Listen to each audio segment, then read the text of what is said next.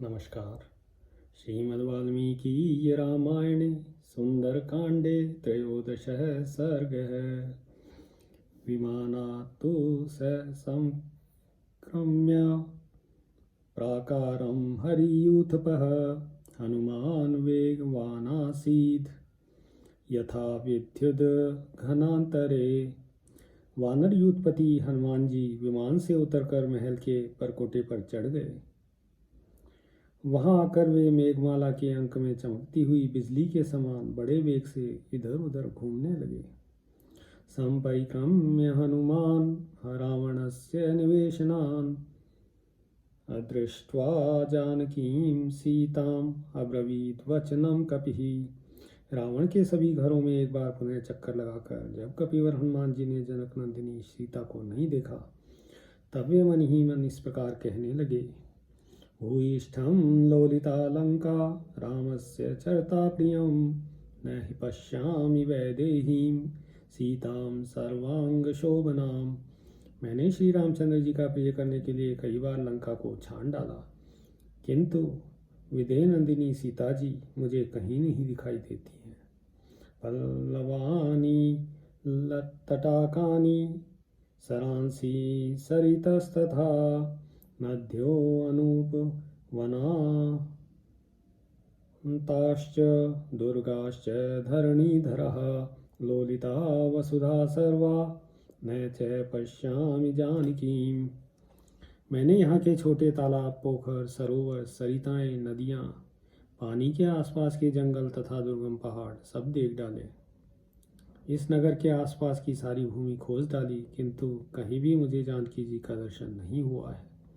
हि सम्पातिना सीता रावणस्य निवेशने आख्याता गृध्रराजेन न च सा दृश्यते न किम। गृध्रराज संपाति ने तो सीता जी को यहाँ रावण के महल में ही बताया था, फिर भी न जाने वे क्यों नहीं दिखाई देती हैं। किम नु सीतात वैदेही मैथिली जनकात्मजा उपतिष्ठेत विवशा रावणेन हिताबला। क्या रावण के द्वारा हर कर लाई हुई विधेय नंदिनी मिथिलेश कुमारी जनक दुलारी सीता जी कहाँ चली गई हैं। क्षिप्रमोत्पततो मन्ये सीतामादाय रक्षसः विभ्यतो रामबाणाना मंतरा पतिता भवेत्। मैं तो समझता हूँ कि श्री रामचंद्र जी के बाणों से भयभीत हो वह राक्षस जब सीता को लेकर शीघ्रतापूर्वक आकाश में उछला, उस समय कहीं बीच में ही वे गिर न पड़ी हों। अथवा ह्रियमाणायाः पथि सिद्ध निषेविते मन्ये पतितमार्याया हृदयं प्रेक्ष्य सागरम। अथवा यह भी संभव है कि जब आर्या सीता सिद्ध सेवित आकाश मार्ग से ले जाई जाती हों, उस समय समुद्र को देखकर भय के मारे उनका हृदय ही फटकर नीचे गिर पड़ा हो। रावणस्योरुवेगेन भुजाभ्यां पीडितेन च तथा मन्ये विशालाक्ष्या त्यक्तं जीवितमार्यया। अथवा यह भी मालूम होता है कि रावण के प्रबल वेग और उसकी भुजाओं से पीड़ित होकर विशाल लोचना आर्या सीता ने अपने प्राणों का परित्याग कर दिया है। उपरि सानूनं सागरं कृमतस्तदा विचेष्टमाना पतिता समुद्रे जनकात्मजा। ऐसा भी हो सकता है कि जिस समय रावण उन्हें समुद्र के ऊपर से ला रहा हो, उस समय जनक कुमारी सीता जी छटपटाकर समुद्र में गिर पड़ी हों। आहो क्षुद्रेण चानेन रक्षन्ति शीलमात्मनः अबुन्धुर्भक्षिता सीता रावणेन तपस्विनी। अथवा राक्षसेन्द्रस्य पत्नीभिरसितेक्षणा अदृष्टा दुष्टभावाभिभक्षिता सा भविष्यति। अथवा ऐसा तो नहीं हुआ कि अपने किसी सहायक बंधु की सहायता से वंचित तपस्विनी सीता को इस नीच रावण ने खा ही लिया हो।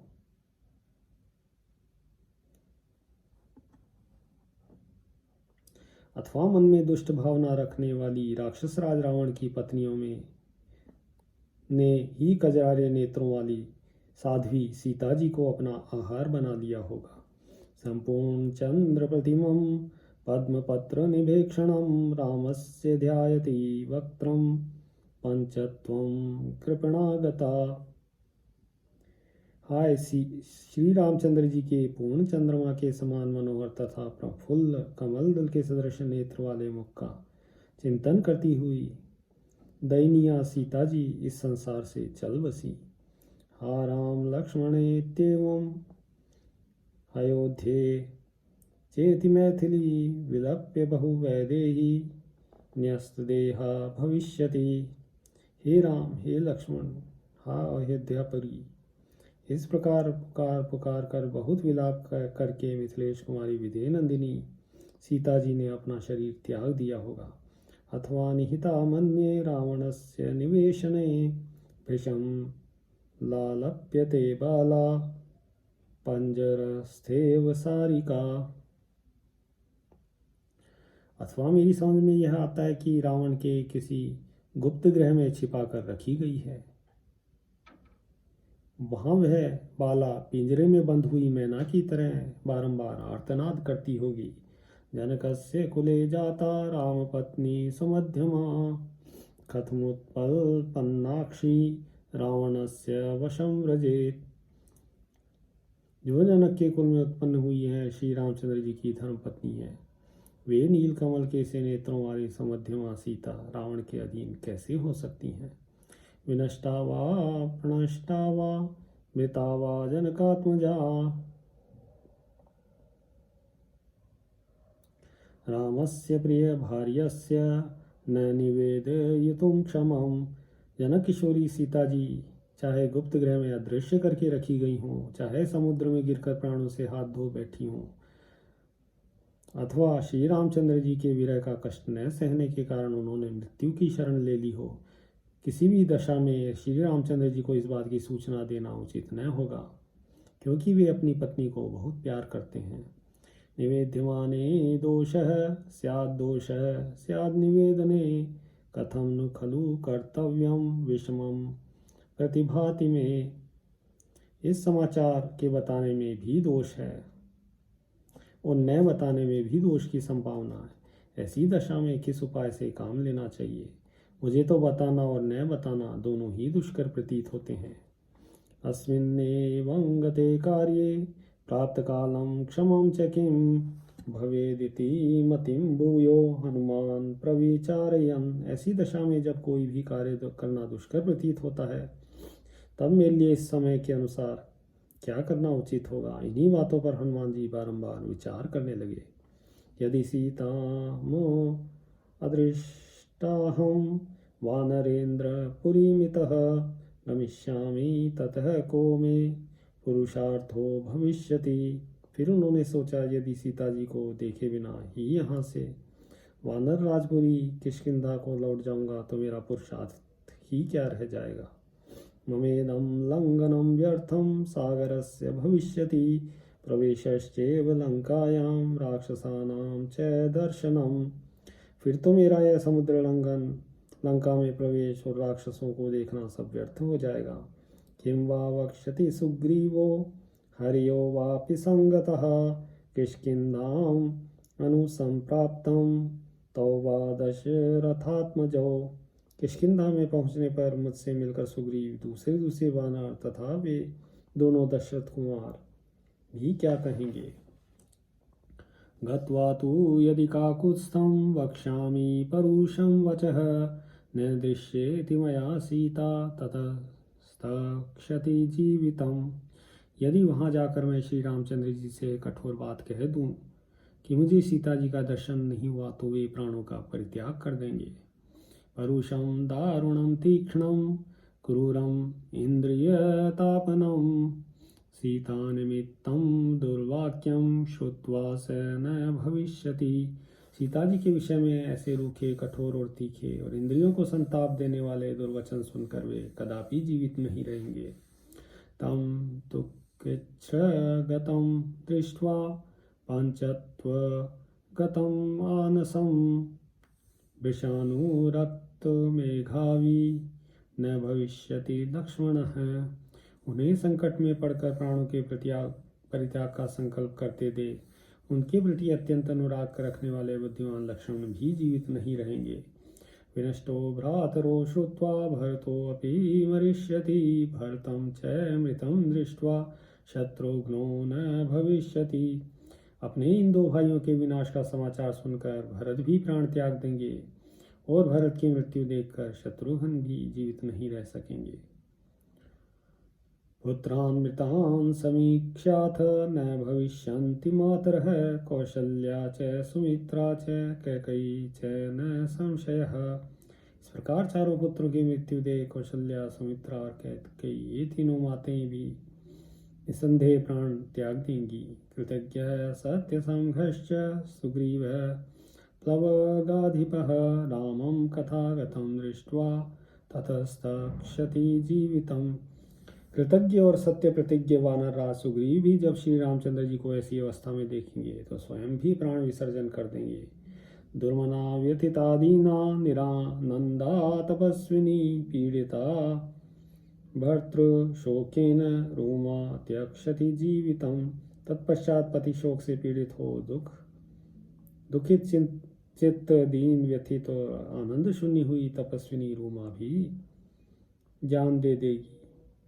वालिजेन तु दुखेन पीड़िता शोककर्षिता पंचत्वम् आगता राज्ञी तारापि न भविष्यति। फिर तो रानी तारा भी जीवित नहीं रहेंगी। वे वाली के विरह जनक दुख से तो पीड़ित थी ही, इस नूतन शोक से कातर हो शीघ्र ही मृत्यु को प्राप्त हो जाएंगी। माता पित्रोर्विनाशेन सुग्रीव व्यसनेन च कुमारोऽप्य अंगदस्तस्मात् विजहिष्यति जीवितम्। माता पिता के विनाश और सुग्रीव के मरण जनित संकट से पीड़ित हो कुमार अंगद भी जीवित नहीं रहेंगे। वृत्रोजेन तु दुःखेन अभिभूता वनोकसः शिरांस्य भी हनिष्यन्ति तलैर्मृष्टिभिरेव च सान्त्वेनानुप्रदादेन मानेन च यशस्विना लालिता कपिनाथेन प्राणांस्त्यक्ष्यन्ति वानरः। तदनंतर स्वामी के दुख से पीड़ित हुए सारे वानर अपने हाथों और मुक्कों से सिर पीटने लगे। यशस्वी वानर राज ने सांत्वनापूर्ण वचनों और दानवान से जिनका लालन पालन किया था वे वानर अपने प्राणों का परित्याग कर देंगे। न वनेषु न शैलेषु न निरोधेषु वा पुनः क्रीडामनु भविष्यन्ति समेत्य कपिकुञ्जरः।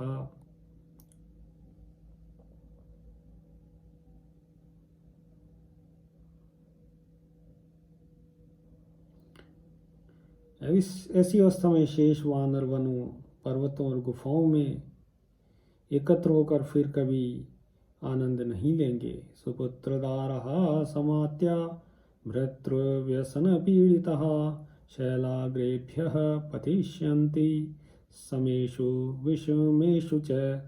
अपने राजा के शोक से पीड़ित हो सब वानर अपने पुत्र स्त्री और मंत्रियों सहित पर्वतों के शिखरों से नीचे सम अथवा विषम स्थानों पर गिरकर प्राण दे देंगे। विषमोद्वंधनं वापि प्रवेशं ज्वलनस्य वा उपवासमथो शस्त्रं प्रचरिष्यन्ति वानरः। अथवा सारे विष पी लेंगे या फांसी लगा लेंगे।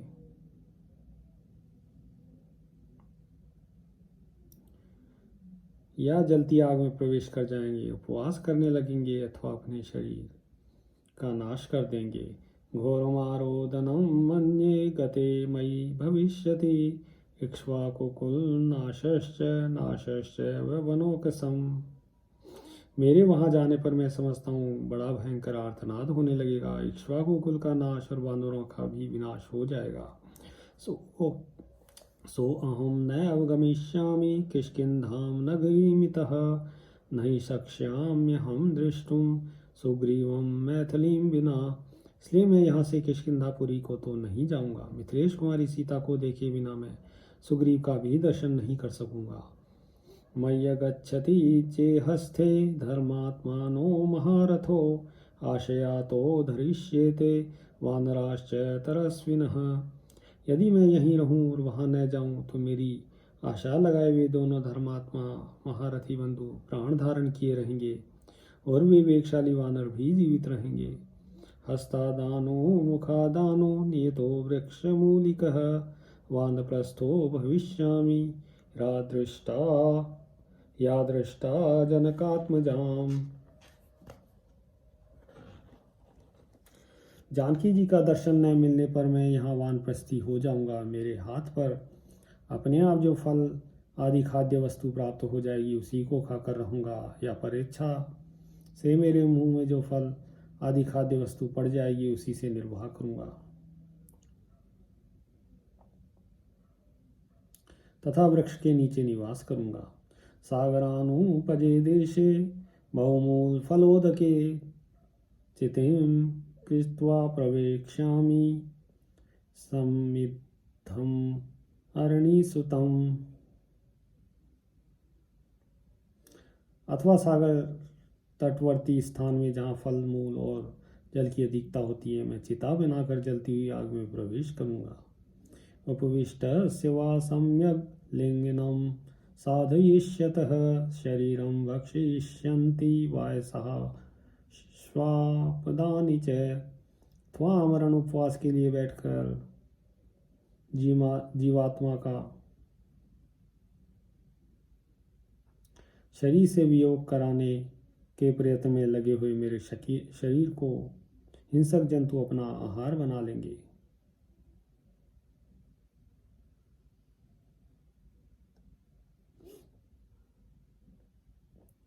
इदं प्रियशिभिर्दृष्टं निर्याणम् इति मे मतिः सम्यगापः प्रवेक्ष्यामि न चेत् पश्यामि जानकीम्।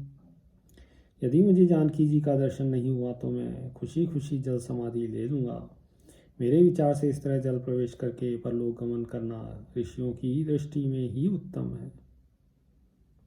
सुजात मूला सुभगा कीर्तिमाला यशस्विनी प्रभग्ना चिररात्राय मम सीताम अपश्यतः।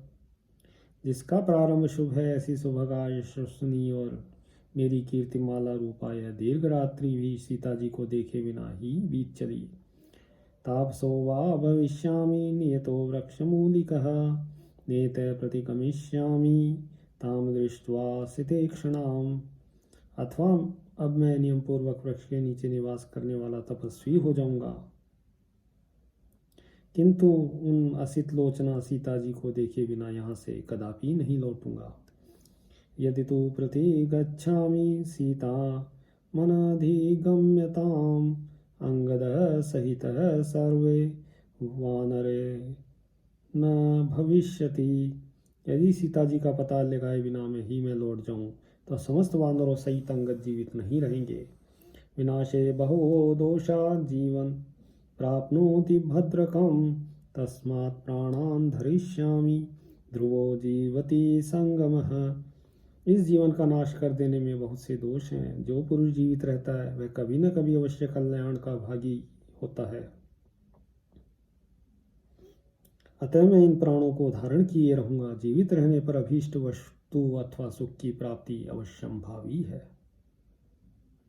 एवं बहुविधं दुःखं मनसा धारयन् बहु नाद्यगच्छत् तदा पारं शोकस्य कपिकुंजरः।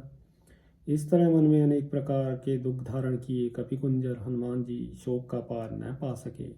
ततो विक्रमम् आसाध्य धैर्यवान् कपिकुंजरः रावणं वा वधिष्यामि दशग्रीवं महाबलं कामम् अस्तूरिता सीता प्रात्याचीर्णं भविष्यति। तदनंतर धैर्यवान कपिश्रेष्ठ हनुमान जी ने पराक्रम का सहारा लेकर सोचा, अथवा महाबली दशमुख रावण का ही वध क्यों न कर डालूं।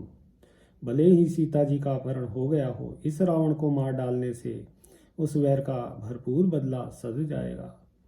अथवैनम समुक्षिप्य उपर्योपरि सागरम रामायोपहर्तुमिच्छामि हरिष्यामि पशुं पशुपतेरिव, अथवा उससे उठाकर समुद्र के ऊपर से ले जाऊं, और जैसे पशुपति को पशु अर्पित किया जाए उसी प्रकार श्री राम जी के हाथ में सौंप दूं। इति चिंता समापन्नः सीतामनधिगम्यताम् ध्यान शोक परितात्मा चिंतयामास वानरः। इस प्रकार सीता जी को न पाकर वे चिंता में निमग्न हो गए। उनका मन सीता जी के ध्यान और शोक में डूब गया। फिर वे वानर वीर इस प्रकार विचार करने लगे, यावत् सीतां न पश्यामि राम पत्नीं यशस्विनीं तावदेतां पुरीं लंकां विचिनोमि पुनः पुनः। जब तक मैं यशस्विनी श्री राम पत्नी सीता जी का दर्शन न कर लूँगा, तब तक इस लंकापुरी में बारंबार उनकी खोज करता रहूँगा। संपाति वचना चापि रामं यध्यानयाम्यहम् अपश्यन् राघवो भार्यां निर्दहेत सर्ववानरान्। यदि संपाति के कहने पर भी मैं श्री राम जी को यहाँ बुला ले आऊँ, तो अपनी पत्नी को न देखने पर श्री रघुनाथ जी समस्त वानरों को जलाकर भस्म कर देंगे।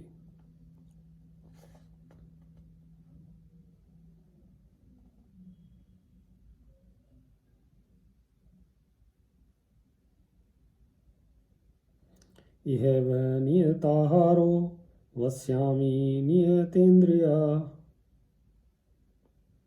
न मत्कृते विनश्येयुः सर्वे ते नरवानरः। अतः यही नियमित आहार और इंद्रियों को संयम पूर्वक निवास करूँगा। मेरे कारण वे समस्त नर और वानर नष्ट न हों। अशोक वनी का चापि महतीयं महाद्रुमा इमामदिग अमिष्यामि नहीयं विचिता मया। इधर बहुत बड़ी अशोक वाटिका है, उसके भीतर बड़े बड़े वृक्ष हैं। इसमें मैंने अभी तक अनुसंधान नहीं किया है, अतः अब इसी में चलकर ढूंढूंगा।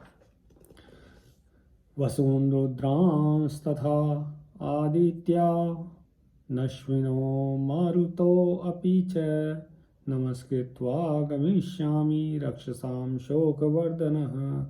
राक्षसों के शोक को बढ़ाने वाला मैं यहाँ से वसु रुद्र आदित्य अश्विनी कुमार और मरुदगणों को नमस्कार करके अशोक वाटिका में चलूँगा। जित्वा तु राक्षसां देवीं इक्ष्वाकुकुलनन्दिनीं संप्रदास्यामि रामाय सिद्धिं इव तपस्विने। वहाँ समस्त राक्षसों को जीतकर जैसे तपस्वी को सिद्धि प्रदान की जाती है, इसी प्रकार श्री रामचंद्र जी के हाथ में इक्ष्वाकुकुल को आनंदित करने वाली देवी सीता को सौंप दूंगा। स मुहूर्तं ध्यात्वा चिंता विग्रथितेन्द्रियः उदतिष्ठान् महाबाहो हनुमान् मारुतात्मजः। नमो अस्तु रामाय सलक्ष्मणाय देवेय च तस्यै जनकात्मजायै। नमो अस्तु रुदेन्द्रिय मानिलेभ्यो नमो अस्तु चंद्राग्नि मरुद्गणेभ्यः। इस प्रकार 2 घड़ी तक सोच विचार कर चिंता से शिथिल इंद्रिय वाले महाबाहु पवन कुमार हनुमान जी सहसा उठकर खड़े हो गए। लक्ष्मण सहित श्री राम जी को नमस्कार है। जनक नंदिनी सीता देवी जी को भी नमस्कार है। रुद्र इंद्र यम और वायु देवता जी को भी नमस्कार है तथा चंद्रमा अग्नि एवं मरुदगणों को भी नमस्कार है। स तेभ्यस्तु नमस्कृत्वा सुग्रीवाय च मारुतिः दिशः सर्वा समालोक्य सोऽशोक वानिकां प्रति। इस प्रकार उन सबको तथा सुग्रीव को भी नमस्कार करके पवन कुमार हनुमान जी संपूर्ण दिशाओं की ओर दृष्टिपात करके अशोक वाटिका में जाने को उद्यत हुए। स गत्वा मनसा पूर्वम् अशोक वनिकां शुभाम् उत्तरं चिंतयामास वानरो मारुतात्मजः। उन वानरवीर पवन कुमार जी ने पहले मन के द्वारा ही उस सुंदर अशोक वाटिका में जाकर भावी कर्तव्य का इस प्रकार चिंतन किया। ध्रुवं तु रक्षो बहुला भविष्यति वनाकुला अशोकवनी पुण्या सर्वसंस्कार संस्कृता वह पुण्यमयी अशोक वाटिका सींचने कोड़ने आदि सब प्रकार के संस्कारों से संवारी गई है तथा वह दूसरे दूसरे वनों से भी घिरी हुई है। अतः उसकी रक्षा के लिए वहां निश्चय ही बहुत से राक्षस तैनात किए होंगे। रक्षिणश्चात्र विहिता नूनं रक्षन्ति पादपान् भगवानपि विश्वात्मा नातिक्षोभम प्रवायति। राक्षस राज के नियुक्त किए हुए रक्षक अवश्य ही वहां के वृक्षों की रक्षा करते होंगे। इसलिए जगत के प्राण स्वरूप भगवान वायुदेव भी वहां अधिक वेग से नहीं बहते होंगे। संक्षिप्तो अयं मया आत्मा न रामार्थे रावणस्य च सिद्धिं दिशन्तु मे सर्वे देवा सर्षिगणास्त्वः। मैंने श्री रामचंद्र जी के कार्य की सिद्धि तथा रावण से अदृश्य रहने के लिए अपने शरीर को संकुचित करके छोटा बना लिया है। मुझे इस कार्य में ऋषियों सहित समस्त देवता सिद्धि सफलता प्रदान करें। ब्रह्मा स्वयं भूर्भगवान् देवाश्चैव तपस्विनः सिद्धिं अग्निश्च वायुश्च पुरुहूतश्च वज्रभूत। स्वयंभू भगवान ब्रह्मा जी, अन्य देवगण, तपोनिष्ठ महर्षि अग्निदेव, वायु तथा वज्रधारी इंद्र भी मुझे सफलता प्रदान करें। वरुणः पाशहस्तश्च सोमादित्यो तथैव च अश्विनो च महात्मानो मरुतः सर्व एव च सिद्धिं सर्वाणि भूतानि भूतानां चैव यः प्रभुः दास्यन्ति मम चे ये चान्ये अप्यदृष्टः पतिगोचरः। पाशधारी वरुण, सोम, आदित्य, महात्मा, अश्विनी कुमार, समस्त मरुदगण, समस्त भूत और भूतों के अधिपति तथा और भी जो मार्ग में दिखने वाले हैं न दिखने वाले देवता हैं, सब मुझे सिद्धि प्रदान करेंगे।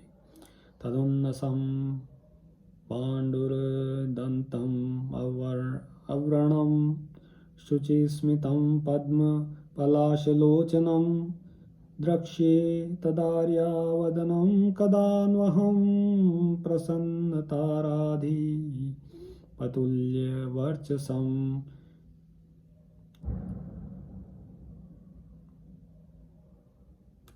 जिनकी नाक ऊंची है, दांत सफ़ेद हैं, जहाँ पवित्र मुस्कान की छटा छाई रहती है, जिनके नेत्र प्रफुल्ल कमल दल के समान सुशोभित होते हैं तथा जो निष्कलंक कलाधर के तुल्य कमनीय कांति से युक्त हैं, वे आर्या सीता जी का मुख मुझे कब दिखाई देगा।